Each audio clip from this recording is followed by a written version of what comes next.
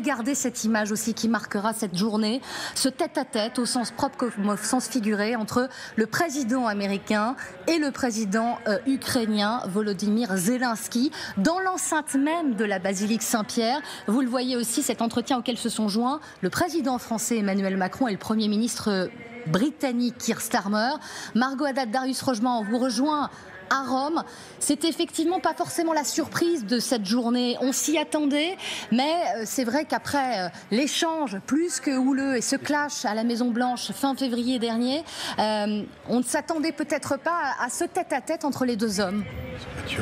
C'est toute la singularité des obsèques et des funérailles d'un pape. C'était le cas également sous Jean-Paul II, où on avait vu par exemple l'ancien président israélien Moshe Katsav serrer la main de Bachar al-Assad à l'époque, alors que les deux pays étaient en conflit. Et là, véritablement, il y a cette rencontre impromptue aux abords de la place Saint-Pierre avec Donald Trump, qui n'avait pas choisi l'Europe pour son premier voyage officiel depuis sa prise de fonction, mais qui voulait tout d'abord se rendre en Arabie Saoudite, ce qu'il fera dans un mois, mais il a tenu à être présent aux côtés de ses équipes qui ont annoncé cette rencontre de 15 minutes pour échanger avec Volodymyr Zelensky après ces frappes à Kiev qui l'ont beaucoup agacé.